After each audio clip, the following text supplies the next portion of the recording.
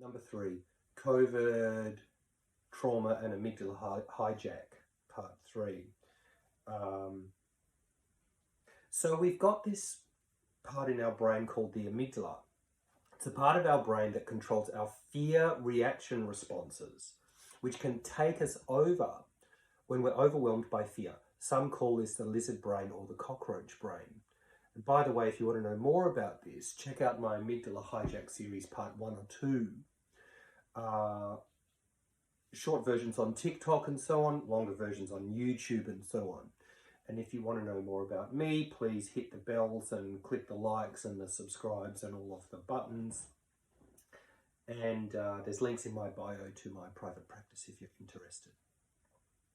So to add to this lizard brain idea, we've also got what's known as the fight, flight, and freeze response.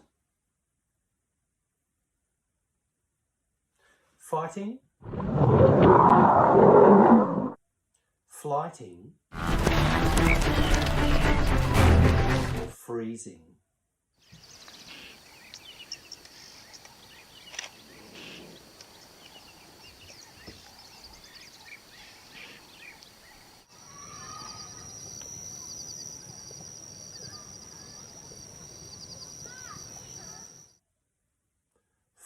Fighting, obvious, flighting, running, and freezing, camouflage and intense stillness.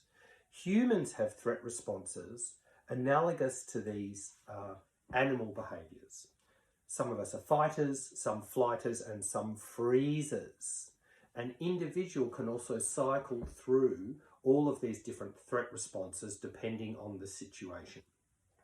So when we're threatened, we react in one or all of these ways to get us away from the threat. It's also important to understand that these responses can be emotional and psychological, not just physical or somatic.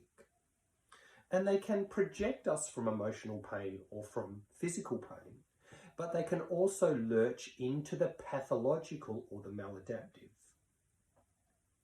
For example, in the emotional and psychological realm, fighting might be yelling or whataboutism, which is, by the way, being unwilling or unable to accept your own motives, motivations, or actions, and squid-inking the situation, so to speak, by bringing up the other's wrongdoings. Or it might be going into lawyer mode, that is being obsessed by exquisite notions of personal justice or injustice, or nitpicking over the obscurities of a situation until it gets lost, which is, by the way, your shadow motivation. Flighting or running might show up in the emotional or psychological realm as emotional avoidance, refusing to talk, refusing to debate, refusing to open up honestly, or to admit to something, or rationalizing your behavior. That is, you're running away from accountability or honesty.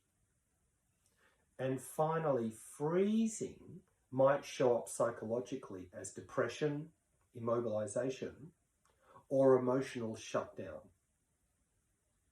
or even denial. So does any of this ring a bell for you through your COVID emotional roller coaster?